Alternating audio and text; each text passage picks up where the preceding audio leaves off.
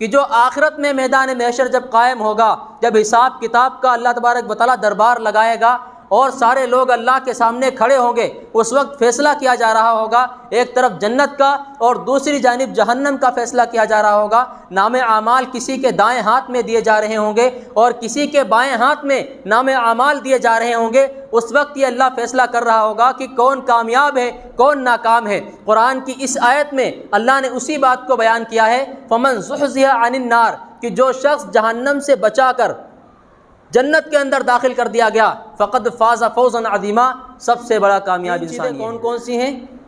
سب سے پہلے نمبر پر آپ کی صحت اچھی ہو، آپ کی جیب میں پیسہ ہو اور آپ عزت دار ہوں۔ ان تین چیزوں کو لوگوں نے کامیابی کا معیار بنایا ہے کہ اگر کسی کے اندر یہ تین چیزیں پائی جائیں گی تو وہ دنیا کا کامیاب انسان ہے۔ لیکن قرآن اس کے خلاف بیان کرتا ہے کہ کامیابی کا معیار یہ چیزیں نہیں ہیں جن کو ہم لوگوں نے سمجھ رکھا ہے، یا دنیا داروں نے جن چیزوں کو کامیابی کا معیار بنایا ہے وہ کامیابی کا معیار نہیں ہے، بلکہ کامیابی کا معیار تو کچھ اور ہی ہے، کامیابی تو کسی اور چیز میں ہے۔ وہ قرآن نے بیان کیا، اگر کامیابی کا معیار دولت ہوتی، عزت ہوتی اور صحت ہوتی تو قارون کے پاس بہت زیادہ خزانہ تھا، بہت بڑا دولت مند تھا قارون۔ شاید ہی کوئی اتنا بڑا دولت مند اور خزانے والا ہو۔ قارون کے خزانے کی بات جب کی جاتی ہے تو اس کے خزانوں کی جو چابیاں تھیں وہ 70 اونٹوں پر اس کے خزانوں کی چابیاں لد کے چلتی تھیں۔ صرف خزانوں کا کیا عالم ہوگا اس کا اندازہ آپ اس سے لگا سکتے ہیں۔ تو قارون سے زیادہ خزانہ کسی کے پاس نہیں تھا، اور آج کے زمانے میں شاید اتنی اچھی صحت بھی کوئی نہ بنا سکے۔ اور عزت کا یہ عالم تھا کہ جب اس کا لشکر چلتا تھا، اس کا پورے جاہو لشکر کے ساتھ، پورے رعب اور دبدبے کے ساتھ جب وہ نکلتا تھا تو لوگ کہتے تھے یا لیتنا، کہ کاش ہمارے پاس وہی خزانہ اور مال ہوتا جو قارون کو دیا گیا، کاش ہماری بھی یہ شان و شوکت ہوتی۔ تو اس کے پاس صحت بھی تھی، دولت بھی تھی اور اس کے پاس عزت بھی تھی، شہرت بھی تھی، لیکن دنیا کا ناکام ترین انسان تھا قارون۔ آپ نے اتہاس پڑھا ہوگا اور قرآن پڑھا ہوگا، اگر آپ نے سنا ہوگا احادیث میں اللہ کے نبی صلی اللہ علیہ وسلم نے ناکام ترین انسان اس کو قرار دیا۔ اور دوسری طرف آپ دیکھیں ہمارے نبی محمد الرسول اللہ صلی اللہ علیہ وسلم کو دیکھیں کہ آپ علیہ الصلاۃ والسلام کے گھر میں ایک مہینے چولہا نہیں جلتا تھا۔ چولہا نہیں جلنے کا مطلب یہ نہیں کہ لکڑیاں نہیں تھیں، چولہا جلانے کا ساز و سامان نہیں تھا، بلکہ وہ چیز نہیں تھی جو چیز پکائی جاتی چولہے کے اوپر، کوئی کھانے پکانے کی چیز نہیں ہوا کرتی تھی۔ مہینوں گزر جاتے تھے۔ صحیح حدیث سے ثابت ہے کہ 40 دن تک اللہ کے نبی صلی اللہ علیہ وسلم کے گھر میں چولہا نہیں جلتا تھا، لیکن آپ علیہ الصلاۃ والسلام ساری انسانیت میں، پوری دنیا میں سب سے کامیاب تھے۔ آپ سے کامیاب پوری کائنات میں کوئی آیا ہی نہیں، لیکن کھانے کے لیے گھر میں کچھ بھی نہیں ہے، کھجوروں پر گزارا ہو رہا ہے۔ تو اب ایک ذہن بنتا ہے، انسان کے ذہن میں ایک بات آتی ہے، وہ سوچتا ہے کہ قارون دنیا کا امیر ترین انسان، وہ ناکام انسان ہو گیا دنیا کا، اور اللہ کے نبی صلی اللہ علیہ وسلم محمد الرسول اللہ دنیا کے آپ علیہ الصلاۃ والسلام کے پاس گھر میں بسا اوقات کھانے کے لیے کوئی چیز نہیں ہوتی تھی۔ آپ کامیاب ترین انسان، پوری دنیا میں سب سے زیادہ آپ کامیاب ہیں۔ تو اب انسان کے ذہن میں ایک بات آتی ہے، کیا غریبی اور امیری یہ کامیابی اور ناکامی کی دلیل ہے؟ اب انسان کے ذہن میں ظاہر سی بات ایک بات آئے گی کہ پھر غریب انسان کامیاب ہے اور امیر انسان ناکام ہے، لیکن ایسا بھی نہیں ہے۔ ہمیں ایک اور مثال ملتی ہے قرآن ہی سے، سلیمان علیہ الصلاۃ والسلام کی، کہ سلیمان علیہ الصلاۃ والسلام دنیا کے سب سے بڑے بادشاہ تھے، اور آپ علیہ الصلاۃ والسلام اور سلیمان علیہ الصلاۃ والسلام کی سلطنت پوری دنیا میں پھیلی ہوئی تھی۔ قارون تو سلیمان علیہ الصلاۃ والسلام کے مقابلے میں کچھ بھی نہیں ہے۔ سلیمان علیہ الصلاۃ والسلام کا وہ اسٹیٹس ہے شاہانہ، پوری دنیا میں جو بادشاہت کی ہے، پوری دنیا پر 4 بادشاہ گزرے ہیں، سلیمان علیہ الصلاۃ والسلام، ذوالقرنین، بخت نصر اور ایک اور حامان جس کو کہتے ہیں۔ یہ ان 4 بادشاہوں نے پوری دنیا پر حکومت کی ہے۔ ان 4 بادشاہوں میں سے سب سے ٹاپ پر کون ہے؟ حضرت سلیمان علیہ الصلاۃ والسلام۔ پوری کائنات پر حکومت کی ہے انہوں نے، دنیا کے امیر ترین انسان تھے، ان سے امیر دنیا میں شاید کوئی آئے نہیں۔ پرندوں پر ان کی حکومت تھی، ہواؤں پر ان کی حکومت تھی، جناتوں پر ان کی حکومت تھی، ہوائیں ان کے قبضے میں تھیں، اللہ نے ان کے قبضے میں دے رکھی تھیں، جب چاہتے تھے ہوائیں چلاتے تھے، ان کے ایک حکم پر ہوائیں رک جایا کرتی تھیں۔ تو ان سے بڑا انسان دنیا میں اور کون ہوگا؟ لیکن سلیمان علیہ السلام کے بارے میں کیا آتا ہے؟ کامیاب انسان تھے یا نہیں تھے؟ کامیاب انسان تھے۔ تو کامیابی کا معیار وہ تین چیزیں جو دنیا نے ہمارا ذہن بنایا، کالج نے بنایا، اسکولوں نے بنایا، یہ ذہن بنایا کہ صحت مند ہونا، آپ جم جائیں، صحت بنائیں اچھی سی، اور آپ کے پاس پیسہ ہو، خوب بڑا بزنس ہو آپ کا۔ اس کے علاوہ تیسری جو بات جو معیار کے طور پر رکھی ہے، تین چیزیں آپ کے پاس اگر ہیں تو آپ کامیاب انسان ہیں۔ یہ چیزیں بھی کامیابی کی دلیل نہیں ہیں، اور نہ ہی امیری غریبی کامیابی کی دلیل ہے۔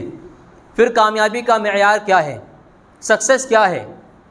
آج ہر والد چاہتا ہے اپنے بیٹے کے لیے کہ میرا بیٹا کامیاب انسان بنے، ہر ایک بھائی چاہتا ہے کہ میرا بھائی کامیاب بنے، ہر ایک شخص اپنے لیے چاہتا ہے کہ میں دنیا کا کامیاب انسان بن جاؤں۔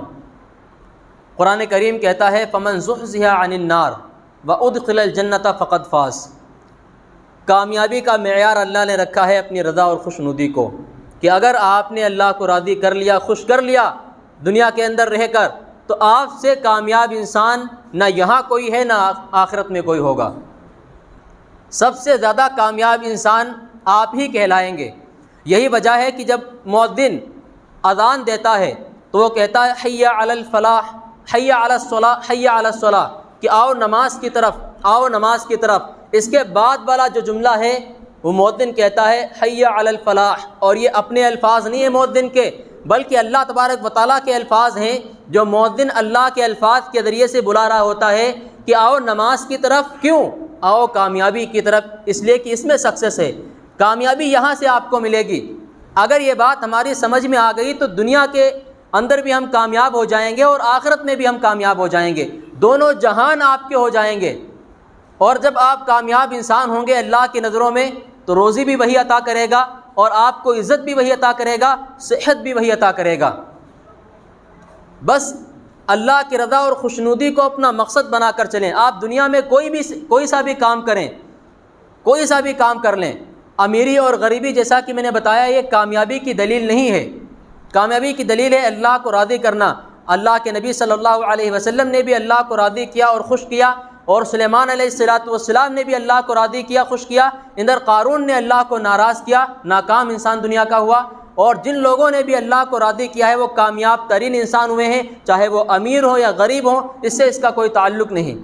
اور جو دنیا میں اپنی صحت بناتا رہا، مال کماتا رہا اور عزت اور شہرت کے پیچھے بھاگتا رہا، وہ دنیا کا ناکام ترین انسان ہے، یہ کامیاب انسان نہیں ہے۔ اسی لیے قرآن کریم کی آیت جو میں نے آپ کے سامنے تلاوت کی ہے، اللہ تبارک و تعالیٰ ارشاد فرماتا ہے فَمَنْ زُحْزِحَ عَنِ النَّارِ، کہ جو آخرت میں میدان محشر جب قائم ہوگا، جب حساب کتاب کا اللہ تبارک و تعالیٰ دربار لگائے گا اور سارے لوگ اللہ کے سامنے کھڑے ہوں گے، اس وقت فیصلہ کیا جا رہا ہوگا، ایک طرف جنت کا اور دوسری جانب جہنم کا فیصلہ کیا جا رہا ہوگا۔ نام اعمال کسی کے دائیں ہاتھ میں دیے جا رہے ہوں گے اور کسی کے بائیں ہاتھ میں نام اعمال دیے جا رہے ہوں گے۔ اس وقت یہ اللہ فیصلہ کر رہا ہوگا کہ کون کامیاب ہے، کون ناکام ہے۔ قرآن کی اس آیت میں اللہ نے اسی بات کو بیان کیا ہے فَمَنْ زُحْزِحَ عَنِ النَّارِ، کہ جو شخص جہنم سے بچا کر جنت کے اندر داخل کر دیا گیا، فقد فاز فوزا عظیما، سب سے بڑا کامیاب انسان یہ ہے، اس سے بڑا کامیاب انسان کوئی نہیں۔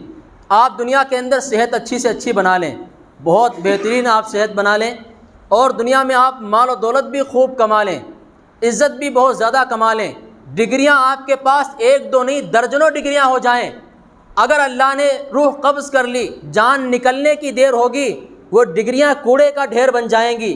وہ مال جو آپ نے کمایا تھا دنیا کے اندر، اس پر دوسرے لوگ عیش کر رہے ہوں گے۔ وہ صحت آپ نے جو کمائی ہوگی، قبر میں اس کو کیڑے کھا رہے ہوں گے اور بچھو کھا رہے ہوں گے، کیڑے مکوڑوں کی خوراک بن رہی ہوگی وہ۔ پھر یہ ڈگریاں کام آ سکیں گی؟ ہرگز نہیں۔ کامیاب انسان وہی ہے جو دنیا کے اندر رہتے ہوئے اللہ کو راضی کر لے، اور جس کسی نے اللہ کو راضی کر لیا، دنیا میں خوش کر لیا، اب وہ مر گیا، دنیا میں چلا گیا، دنیا کے اندر سے، اس کے پاس کوئی ڈگری نہیں تھی، اس کے پاس خوب اچھی صحت بھی نہیں تھی، بس کیا تھا، اس نے اللہ کو راضی کیا، خوش کیا، اب جان نکلی اس کی، آخرت میں فیصلہ ہو رہا ہوگا، اللہ تعالیٰ جنت کا فیصلہ اس کے لیے کر رہا ہوگا۔ یہ لوگ جو دنیا کے اندر دنیا کے پیچھے بھاگتے رہے اور دنیا کی چمک دمک کو دیکھ کر اسی میں پھنس کے رہ گئے، یہ آخرت میں رشک کریں گے اور کہیں گے کہ کاش آج ہمیں بھی وہ دیا جاتا جو اس کو دیا جا رہا ہے، یہ کامیابی کاش ہمیں بھی ملتی۔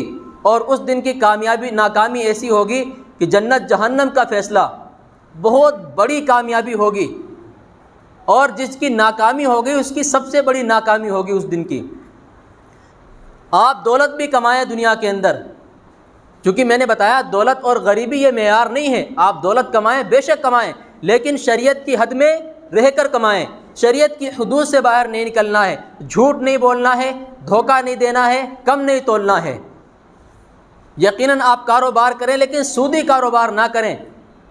آپ یقیناً آج کل سود سے متعلق بات آ گئی تو سود سے متعلق بہت سی باتیں میرے پاس آئی ہیں کہ لوگ سودی قرضہ بہت لے رہے ہیں۔ مسلمان ایسے تو سود لینے کو حرام سمجھتا ہے کہ میں کسی کو قرضہ دوں اور اس کے اوپر بڑھتی پیسے لے لوں، اس کو تو حرام سمجھتا ہے، وہ جانتا ہے کہ یہ سود ہے، لیکن خود دوسروں سے بینک سے سودی جو قرضہ لے رہے ہیں اور اس کے اوپر جو سود ادا کر رہے ہیں، یاد رکھیں جس طرح سود کا لینا حرام ہے سود کا دینا بھی حرام ہے، چاہے 1 روپے کا بھی سود ہو۔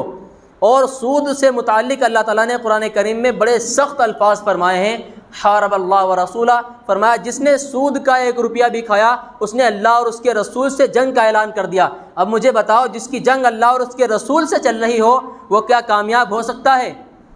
اس لیے سود نہیں لینا ہے اور نہ دینا ہے سود، بینک سے سودی قرضہ بالکل نہ لیں۔ اب لوگ کہتے ہیں کہ بھائی پریشانی ہوتی ہے، گھر میں کھانے کو نہیں ہوتا ہے، بزنس بڑھانا ہوتا ہے، تو سود اسی وقت آپ کے لیے بس اتنی دیر کے لیے اس کا گناہ آپ کے اوپر سے اٹھ سکتا ہے، جیسے کہ قرآن کریم میں فرمایا گیا ہے جہاں پر خنزیر کو حرام قرار دیا گیا ہے وہاں پر یہ ارشاد فرمایا گیا ہے فمن استر غیر باغ ولا عاد، اگر کوئی مجبور ہو جائے، کسی کی جان پر آن پڑے، یعنی اس کی جان خطرے میں ہو اور خنزیر یا مردار کا گوشت سامنے ہے، اس کے علاوہ کچھ بھی سامنے نہیں ہے، یا پیاسا ہے صرف شراب سامنے ہے، اس کے علاوہ کوئی پینے کی چیز اس کے پاس نہیں ہے، جان کا خطرہ ہے، اگر نہیں کھائے گا یا نہیں پیے گا تو مر جائے گا، اگر ایسا ہے تو اللہ تعالیٰ فرماتا ہے صرف اتنا کھا سکتا ہے یا اتنا پی سکتا ہے جس سے اس کی جان بچ سکے، غیر باغ ولا عاد، حد سے آگے نہیں بڑھے گا، نہ ذائقے لے کر کھائے گا اور نہ بھوک سے زیادہ کھائے گا، صرف اتنا کھا لے جس سے اس کی جان بچ سکے، اور یہ جائز نہیں ہوگا اس کے لیے، بلکہ اتنی دیر کا گناہ اس کے اوپر سے اٹھا لیا جائے گا۔ اگر کسی کی ایسی نوبت ہے کہ بھوکمری کا عالم ہے، بچے تڑپ رہے ہیں بھوک کی وجہ سے، جان کا اندیشہ ہے، تو پھر سودی قرضہ لے سکتا ہے، اس وقت گنجائش ہے صرف، لے ورنہ حرام ہے، ناجائز ہے سود بالکل، اللہ اور اس کے رسول سے جنگ کا اعلان ہے صاف طور پر۔ اور تو اور حدیث شریف میں تو یہاں تک اس کی تشریح آتی ہے، مسلم شریف کی روایت ہے، اللہ کے نبی صلی اللہ علیہ وسلم نے لعنت فرمائی ہے آکل الربا، سود کھانے والے پر بھی، و موکلہ، اور سود کھلانے والے پر بھی، کھلانے والے سے مراد ہے دینے والا جو سود دے رہا ہے، و شاہدیہ و کاتبیہ، اور اس پر گواہ جو بنتے ہیں سود کے اوپر ان پر بھی لعنت فرمائی، و کاتبیہ، اور جو منشی گیری کرتے ہیں منشیوں پر لعنت فرمائی ہے جو سود کی منشی گیری لکھا پڑھی کرتے ہیں۔ کھانے والا بھی، کھلانے والا بھی، گواہ بننے والا بھی، اور جو اس کی لکھا پڑھی کرتے ہیں منشی، ان سب پر اللہ کے نبی صلی اللہ علیہ وسلم نے لعنت فرمائی۔ صحیح مسلم کی حدیث شریف ہے، آپ کھول کر دیکھ لیں، کتاب کا حوالہ دے رہا ہوں۔ اس لیے سود سے بچنا ہے۔ تو کامیاب انسان کون ہے، بات یہ چل رہی تھی، کامیاب انسان کون ہے؟ آپ کاروبار کریں بے شک کریں، بڑھائیں جتنا چاہیں بڑھائیں، آپ لاکھوں میں ہے کروڑوں میں لے جائیں، لیکن شریعت کی حد میں رہ کر۔ آپ کالج میں پڑھیں، انگلش پڑھیں، لیکن ہر ایک چیز میں اپنا مقصد بنا کر رکھیں کہ میں اللہ کو راضی کروں گا۔ اگر انگلش بھی آپ پڑھ رہے ہیں یا آپ اپنے بچوں کو پڑھا رہے ہیں تو یہ ذہن بنا کے چلیں کہ اس انگلش کے ذریعے سے میں دین کی اشاعت کروں گا اور اپنے بیٹے سے دین کا کام کرواؤں گا۔ اگر یہ ذہن بنا لیا تو انگلش کا ایک ایک ورڈ بچہ پڑھے گا، اس پر بھی ثواب ملے گا۔ انما الاعمال بالنیات، نیتوں پر اللہ تعالیٰ ثواب مرتب کرتا ہے۔ آپ کی نیت اچھی ہے تو آپ انگریزی پڑھیں، چاہے ہندی پڑھیں، اردو پڑھیں، جغرافیہ پڑھیں، کوئی سی بھی کتاب آپ پڑھیں، اگر آپ کی نیت اچھی ہے کہ میں اس کے ذریعے سے دین کی خدمت کروں گا، اللہ کو راضی کروں گا، قوم کے لیے، اپنے ملک کے لیے کچھ میں کروں گا دوسروں کے لیے، اگر آپ کی یہ نیت ہے تو اللہ اس تعلیم پر بھی آپ کو اجر دے گا۔ اس لیے آپ مقصد کس چیز کو بنا کر چلیں؟ اللہ کی رضا اور اس کی خوشنودی کو۔ اللہ تبارک و تعالیٰ ارشاد فرماتا ہے سورہ زاریات میں، وما خلقت الجن والانس الا لیعبدون، کہ انسان کی زندگی کا مقصد یہی ہے کہ اللہ کو راضی کرے اور اس کو خوش کرے، اور صرف انسانوں کا نہیں والانس والجن، جناتوں کا تذکرہ فرمایا کہ جناتوں کی زندگی کا مقصد بھی یہی ہے کہ اللہ کو راضی کر کے دنیا سے جائیں۔ اور اللہ کے نبی محمد الرسول اللہ صلی اللہ علیہ وسلم ارشاد فرماتے ہیں، ان الدنیا خلقت لکم، کہ تم دنیا کے پیچھے بھاگ رہے ہو، دنیا تو تمہارے لیے پیدا کی گئی ہے، اللہ نے دنیا پیدا ہی تمہارے لیے کی ہے، وَإِنَّكُمْ خُلِقْتُمْ لِلْآخِرَةِ، تم آخرت کے لیے پیدا کیے گئے ہو۔ دنیا کی دوڑ نہ لگائیں، آپ آخرت کی دوڑ لگائیں، دنیا آپ کے قدموں میں آ جائے گی۔ آپ کر کے دیکھیں اس کو، اور صحیح نیت کے ساتھ کر کے دیکھیں، تجربہ کر کے دیکھیں، پھر آپ خود اس بات کی گواہی دیں گے کہ واقعی دنیا کی کامیابی بھی اللہ نے ہمیں دی ہے اور آخرت کی کامیابی بھی اللہ نے دی ہے۔ اور جو مؤذن 5 وقت روزانہ صدائیں لگاتا ہے حی علی الفلاح، کہ آؤ سکسس کے پیچھے، آؤ سکسس کی طرف، کامیابی کی طرف، اگر آپ آ گئے تو آپ سے بڑا کامیاب انسان نہ دنیا میں کوئی ہے نہ آخرت میں کوئی ہے۔